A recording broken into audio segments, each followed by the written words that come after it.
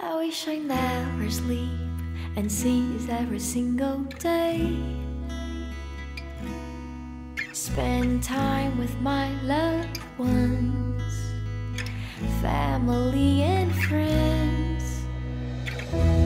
All I want for life is to be safe and sound. We're always here with you.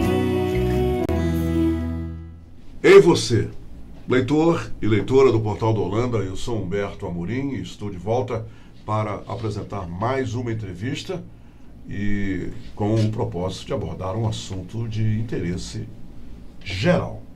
Hoje nós escolhemos o presidente da Comissão Geral de Licitação do Amazonas, Victor Cipriano.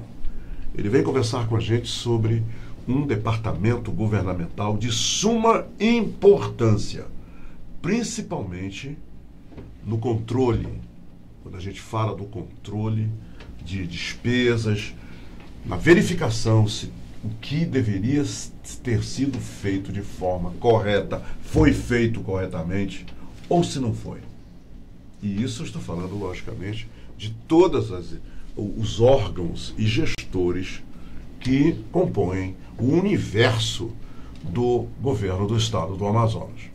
O presidente Victor Cipriano está aqui agora ao meu lado, vocês estão vendo ele está aqui, e é justamente essa abordagem que nós faremos a partir de agora. Eu vou deixar logo uma pergunta no ar, não para ele, mas para vocês, diletos leitores e leitoras. Você sabe definir nesse momento, eu estou começando a entrevista agora, você sabe definir o que é licitação e por que ela existe? Você sabe? Hã? Pois é, no final dessa entrevista você vai saber muito mais, tá? Sobre essa questão, sobre esse tópico, licitação. E que é muito, mas muito utilizado no âmbito governamental. Vamos à conversa com o nosso convidado. Presidente, seja bem-vindo ao Portal da Holanda. Muito obrigado por ter aceito o nosso convite. Eu tenho certeza que os esclarecimentos que serão dados aqui serão muito, mas muito benéficos para o interesse público. Isso. Eu quero agradecer aqui ao Humberto, né, e toda a equipe do Portal da Holanda por abrir esse espaço aqui para a gente tentar explicar um pouco de licitação, qual é o nosso objetivo, né, o objetivo da licitação, porque tentar também tirar um pouco dessa mácula que se tem dentro desse termo licitação. A gente vai tentar demonstrar aqui, eu espero que ao final, como você falou, a gente consiga fazer com que as pessoas saibam realmente, eu tenho uma noção geral de licitação e que colaborem com o nosso trabalho, né? Que esse que é o nosso objetivo. Presidente, então vou começar. Ele me deu um gancho aqui maravilhoso. Mácula. Primeiro, vamos começar por aí. O que é? Uma pecha? É algo que existe em relação à licitação, que é pensado, é traduzido como muito negativo? O que o senhor quer dizer com isso? É o que a gente vê durante os noticiários aí, que se vê nas televisões, né? Que sempre se coloca os problemas principais nas questões de licitações e contratações públicas, né? E o que eu quero demonstrar justamente para quem nos ouve agora, né, quem nos assiste, é justamente essa questão de que a licitação, na verdade, ela é um meio para ser utilizado para que a gente consiga, que eu digo, os entes públicos de uma maneira geral, o Estado, o município, a União, consigam efetivar contratações e aquisições aos órgãos públicos, né, de uma maneira geral, para que se preste um melhor serviço à população, né? E essa, como eu falei, essa mácula que se tem, esse selo que se tem, a gente vai tentar descortinar ele agora. Então, presidente, o senhor assumiu o cargo de presidente da CGL, logicamente, com o governo do governador Amazonino Mendes. E uma das propostas centrais do governador era arrumar a casa, né? Ele usou muito esse mote de arrumar a casa. O senhor, quando assumiu a presidência da CGL, o senhor teve que arrumar alguma coisa lá? Como é que o senhor encontrou a casa, a CGL? Arrumada ou desarrumada? Em termos, logicamente, de licitações. Nós temos, assim, dentro dessa gestão, nós tínhamos um propósito, né? Qual era o nosso propósito principal dentro da Comissão Geral de Licitação? Era tentar modernizar as licitações, o procedimento licitatório, de uma maneira geral, porque nós temos várias modalidades de licitação.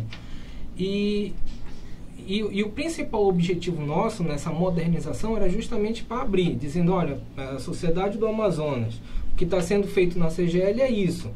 E tanto é que, graças a Deus, né, nós conseguimos agora, acredito a partir de setembro, a digitalização de todos os processos, né, que tramitam dentro da CGL, os processos licitatórios. Então, hoje você tem acesso tanto aos órgãos de controle, quanto à própria sociedade. Se ela tivesse acesso ao sistema da Cefaz, ela pode ver do começo ao final de uma licitação. Quer dizer, há 11 meses aproximadamente, isso não existia. Não, era papel. Era papel que ficava restrito apenas aos órgãos.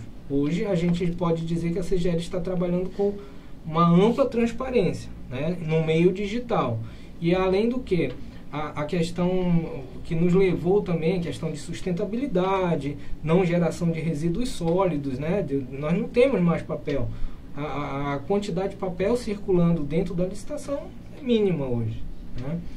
E o que acontece? Isso daí é justamente para que a população possa, o mais importante disso, eu acho que é fazer com que a população, a própria sociedade, possa controlar o que está sendo realizado, né? E possa dizer, não, isso, nós temos vários organismos não governamentais, nós temos os próprios órgãos de controle, Ministério Público, Tribunal de Contas, que pode dizer, olha, isso não é interessante para a sociedade. Eles podem, né, podem e devem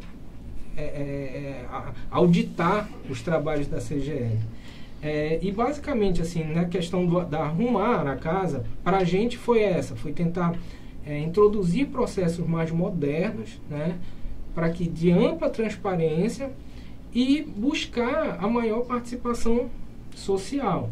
Por outro lado, quando o senhor fala em relação a arrumar a casa, o programa, a proposta governamental, se fala justamente nisso, que quando nós assumimos a Comissão Geral de Licitação e dentro de um contexto maior que é a administração pública estadual, existia aliás, não existiam contratos firmados, né, com terceiros, e esses terceiros realizavam serviços sem qualquer lastro contratual. As empresas estavam realizando serviços com o governo sem um contrato, sem prazo, fixo, ao Deus dará, quer dizer, traduzindo em uma maneira mais coloquial. Quer dizer, essas empresas estavam com contratos que não tinham um dia para acabar, permaneciam em vigor sine die, sem termo de prazo para acabar. E quando você sabe, numa relação... Isso é terrível, não é, presidente? Com certeza. Até mesmo você trazendo para a nossa realidade privada, né? Se eu não tenho um contrato, seja um contrato de locação, por exemplo, eu não posso exigir do meu locador que ele melhore aqui uma lâmpada, faça uma reparação, e isso funciona de igual maneira para o Estado. E o controle em cima do item econômico também é zero, quer dizer, não se sabe quanto está sendo pago. Aliás, não houve uma concorrência para que se estabelecesse o menor preço com qualidade. Quer dizer, a coisa estava, ao Deus dará, solta mesmo. Sim. E o que a gente pode aferir, né, nesse um ano já 1 ano e 2 meses aí de gestão, é que em torno de 80% dos contratos hoje dentro da prestação de serviço dentro do Estado do Amazonas, ela está lastreada por contratos que passaram por licitações. Todos os entes públicos, né, do governo Amazonino Mendes, vamos falar do governo que está agora no poder, eles estão ligados à atuação da CGL? Os da administração direta e indireta, que são os órgãos que as fundações, autarquias, eles são obrigatoriamente têm que as licitações passar por dentro da CGL. Antes de serem aprovadas. Antes de existir a contratação. Quer dizer, antes de que o escolhido, porque sempre são 3, o normal são 3 empresas, não é? Não. Podem ser até mais, até né? muito mais. Quer dizer, aquela que oferece o menor preço e com qualidade é que é escolhida. Isso. Quem ratifica essa escolha? É a CGL? Não. Quem vai ratificar, a CGL vai apresentar ao órgão o vencedor, dizendo, olha, essa empresa passou pelo procedimento licitatório, venceu. Esse é o papel da CGL. Esse é o papel da CGL. Depois que o gestor ratificou, a CGL então vai apresentar ao ente governamental o ganhador. Na verdade, assim, a gente trabalha, e isso é importante, né, toda a população ter conhecimento, que dentro de uma licitação nós temos 2 fases, né? Nós temos a fase interna, que essa é a fase processual, né, eu imagino. Processual dentro do órgão. Do órgão. Que lá ele vai definir, dentro do projeto básico ou termo de referência, né, que é a linguagem mais técnica, ela vai definir o que ela quer daquela futura contratada. Ok. Né, daquela futura contratada. E dentro dessa fase interna, são escolhidos os critérios, isso fica a cargo do órgão, tá, do órgão demandante. Então, ela vai escolher os critérios, né, que vão ser utilizados nessa contratação, ela vai demonstrar que ela tem... Ela normatiza, então, a contratação. Isso. Ela vai definir, ela vai dizer que ela tem recurso para efetuar aquela contratação e vai encaminhar a CGL. A partir de... Entrou na CGL, a gente vai analisar de uma maneira criteriosa se o que foi produzido lá atende à necessidade de deflagração do procedimento licitatório, né? E aí a gente lança. Então aí já começa a fase externa. A fase externa é da apresentação. Olha, o Estado do Amazonas, um exemplo, está precisando de contratar uma empresa para prestar serviço de conservação no hospital X. Então aquelas empresas que tiverem interesse já vai ser publicizado isso daí, vai ser publicado no diário. Qualquer empresa habilitada pode então participar do processo de licitação. Isso. E nós aqui, em torno de 90% das nossas licitações, elas são feitas via pregão eletrônico. Já, né? Quer dizer, bem modernizado mesmo, né? Isso, já bem modernizado. E outra coisa, é uma forma da gente abrir essa competitividade para todo mundo. Quer dizer, até fora do estado, outras empresas podem até fora do país. Até fora do país, né? Porque não há vedação de participação de empresas estrangeiras, desde que constituída dentro das leis brasileiras. Mas então, o pregão eletrônico, que é a grande ferramenta que nós temos, ela amplia essa competitividade. E realmente você vê que há uma competitividade. Tanto é que mais controle também, né, presidente? E mais controle. Muito mais controle. Mais controle. E o controle, é importante dizer que o controle é feito pelas próprias empresas que licitam com a gente. Uma controla a outra, não é isso? Uma controla a outra. Não é incomum você ver a empresa apontando, olha, a certidão dessa, ela é falsa. Ela se sente injustiçada, ela reage, não é isso? Ela reage, né? Ela reage. E dentro desse contexto, eu acho que também é outro fator que foi fortificado dentro da nossa gestão, é que hoje nós temos muitas empresas que estão impedidas de licitar porque apresentaram documentação falsa, porque apresentaram informações inverídicas. As famosas falcatruas, não é? Então esse é realmente o papel da comissão de licitação, né? Tentar depurar. O termo que eu uso sempre nesse contexto de apuração de irregularidades é depurar o mercado. Eu tenho que tirar as empresas que não são idôneas e beneficiar aquelas que realmente devem cumprir com o seu papel. Presidente, eu fico imaginando que internamente vocês têm várias equipes que trabalham sem parar, né? Porque deve ter muito processo de licitação aí para ser historiado e tudo. Eu tenho que dizer, e eu tenho que... isso é um mérito deles, são pessoas altamente capacitadas e abnegadas. porque realmente esse ano, né, nós fizemos mais de 2.000 licitações. 2.000? Só nesse período de 12 meses? Só nesse período de 12 meses. Né?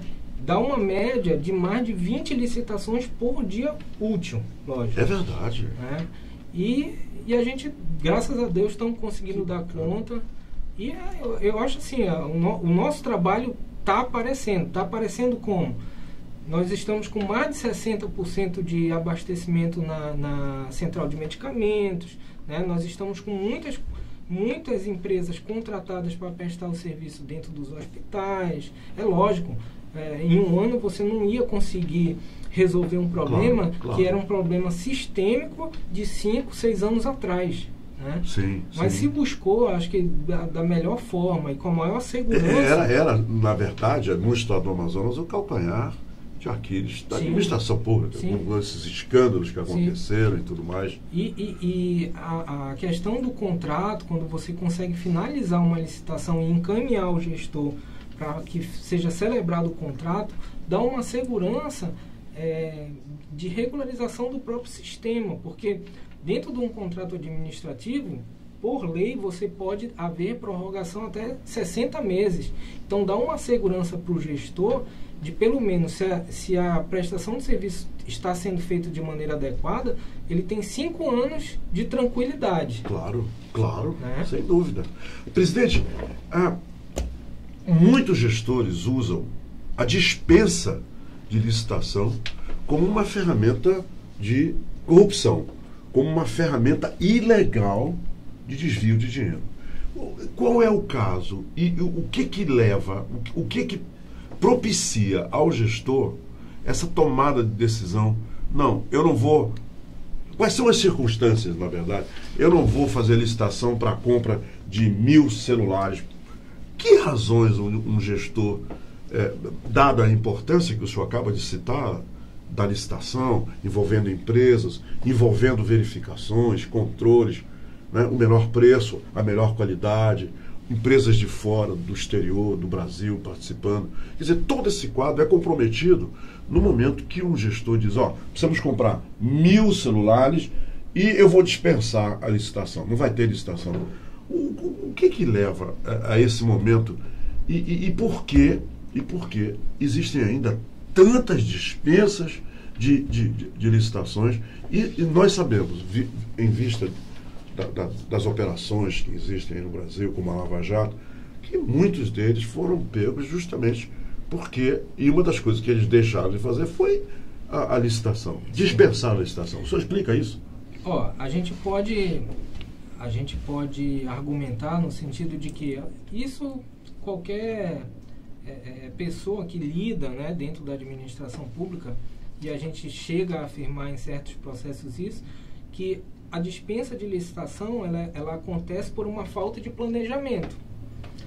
Pode ser uma falta de planejamento... E de má fé também pode ser. Pode ser uma falta de planejamento por desconhecimento, isso é factível, mas pode ser uma falta de planejamento fabricada.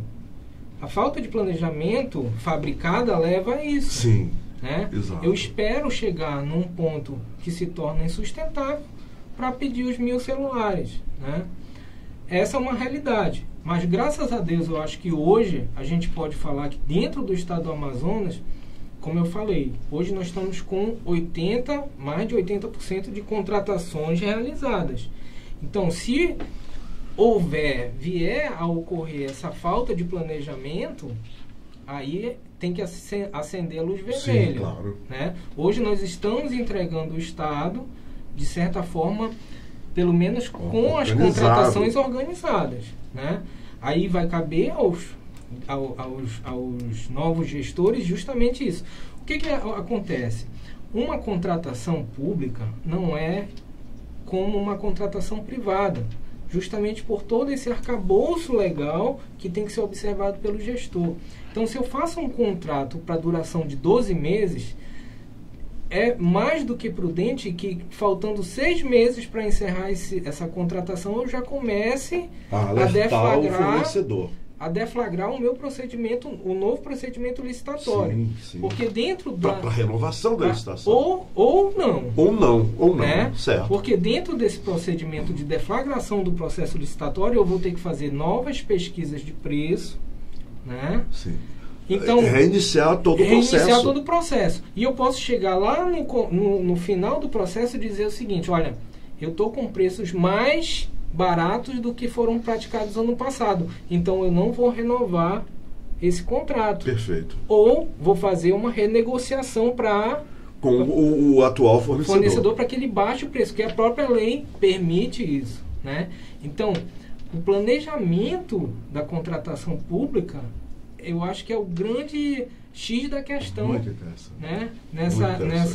Dentro desse cenário das contratações públicas. Como a gente fala, contratar privado é fácil. Eu faço pesquisa com 3 pessoas. É verdade. Agora, dentro da contratação pública, eu tenho que observar outros requisitos. Não, e também o tamanho do universo é outra coisa, Sim, não é, presidente? É o que a gente fala. Ganho em escala.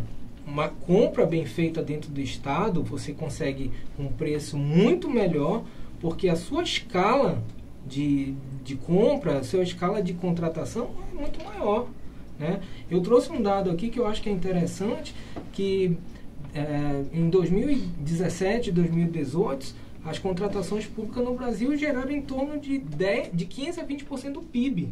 Isso a gente está falando de 600 a 700 bilhões de reais. Que número, hein, presidente? Que número. Em termos de o senhor está falando do PIB nacional. PIB nacional, né?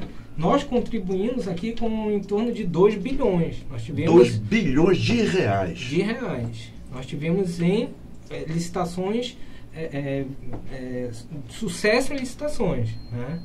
E uma economia, né? Nós tivemos uma economia do final de outubro até agora, 274 milhões economizados para o Estado. Justamente devido ao envolvimento, os procedimentos da licitação que diminuíram esses valores, Isso. que escolheram sempre valores menores daqueles que estavam sendo praticados, né?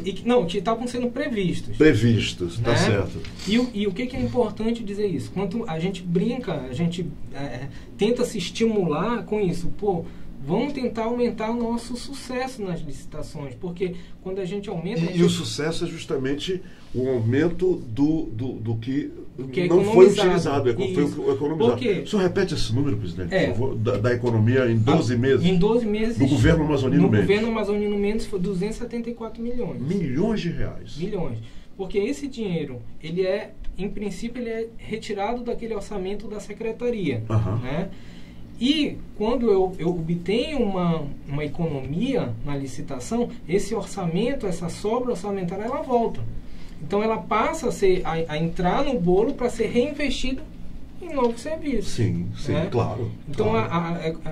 É importante a gente ter em mente que a licitação bem feita, ela gera economia. E ela gera economia e ela faz com que aquela economia ela retorne à sociedade. Perfeito. Com novos serviços, novas contratações. Presidente, eu quero agradecer primeiramente ao meu colega Manuel que desenhou e possibilitou essa nossa entrevista. Obrigado, meu caro.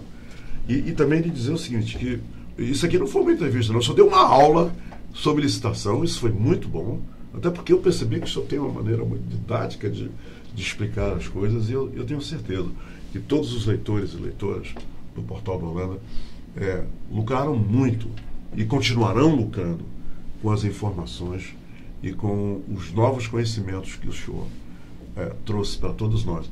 Até porque eu comecei a entrevista dizendo, você sabe o que é licitação, você sabe como é que funciona, e eu acho que o senhor esclareceu isso muito bem. Tem uma coisa só, uma observação que eu gostaria de fazer. Todos os anos, e isso é secular, é uma questão da natureza, os rios sobem e descem aqui na Amazônia, é o ciclo das águas, né? 6 meses de cheia, 6 meses de seca. E os prefeitos continuam comprando madeira sem licitação. Eles dizem, não, vamos fazer ponte, precisa fazer ponte, haja comprar madeira sem licitação. Isso chama a minha atenção. Muito obrigado, presidente Victor Cipriano, por termos dado essa entrevista, e parabéns, adorei o que o senhor falou sobre os seus pares, os servidores da CGL. pelo trabalho, 2.000 licitações, isso é brincadeira.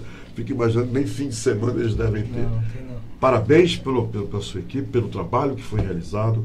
Feliz Natal e um feliz 2019 para todos vocês. Pra Muito todos obrigado. nós, e mais uma vez, Humberto, eu agradeço a abertura que você deu aqui à Comissão Geral de Licitação, né? E eu acho que é salutar. Isso que a gente está fazendo é prestação de contas. Acho que todo gestor comprometido com o serviço público, É isso mesmo. com a administração pública, tem por obrigação apresentar os seus resultados à sociedade. Muito né? bom. Isso é uma forma da gente demonstrar que o dinheiro que está sendo arrecadado nos impostos está tendo Sem retorno. dúvida. Né? O nosso dinheiro. O né? nosso dinheiro. O nosso dinheirinho do cada dia. Obrigado, presidente. Muito obrigado mais uma mesmo. vez. Olha só, eu tenho certeza de uma coisa. O atual presidente da CGL, o nosso entrevistado, o Victor Cipriano, ele vai dormir todas as noites com a consciência leve, bem leve, e com a convicção de que fez muito bem aquilo que foi determinado a ele fazer em nome do povo do estado do Amazonas. Isso é muito legal. Quantos gestores você conhece que pode vir publicamente, como ele fez agora, e dizer, nós economizamos 274 milhões como resultado do nosso trabalho? Quantos você conhece? Pois é, isso nos leva a muita reflexão. E, gente, obrigado pela companhia.